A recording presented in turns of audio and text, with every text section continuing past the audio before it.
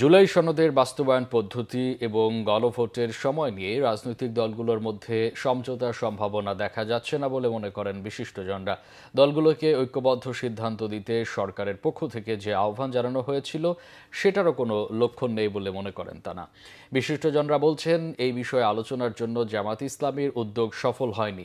৬ দলীয় জোট, গণতন্ত্র মঞ্চ, জাতীয় নাগরিক পার্টি, গণ অধিকার পরিষদ, এবি পার্টি সহ ৯ দলের যে উদ্যোগ সেটিও এগোয়নি। সমঝোতার জন্য সরকারের বেঁধে দেওয়া ৭ দিনের সময়সীমা আগামীকাল শেষ হচ্ছে। শেষ পর্যন্ত জুলাই সনদ বাস্তবায়নের বিষয়ে চূড়ান্ত সিদ্ধান্ত সরকারকেই নিতে হবে। বিএনপি এই মুহূর্তে কোনো রাজনৈতিক পক্ষের উদ্যোগে আলোচনায় বসতে রাজি নয় বলে জানিয়েছেন নেতারা। তবে সরকার আলোচনায় বসবে যদি উদ্যোগ নেয় তারা।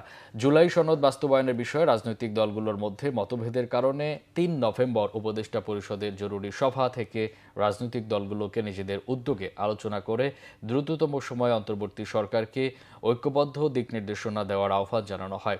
রাজনৈতিক দলগুলো ১ সপ্তাহের মধ্যে ঐক্যবদ্ধ সিদ্ধান্ত দিতে না পারলে তাহলে সরকার তার মতো করে সিদ্ধান্ত নেবে। এদিকে জামাত, ইসলামী আন্দোলন সহ ৮ দল অবিলম্বে জুলাই সনদ বাস্তবায়ন আদেশ জারি ও জাতীয় নির্বাচনের আগে গণভোট সহ ৫ দফা দাবিতে আগামী মঙ্গলবার ঢাকায় বড় সমাবেশ ডেকেছে।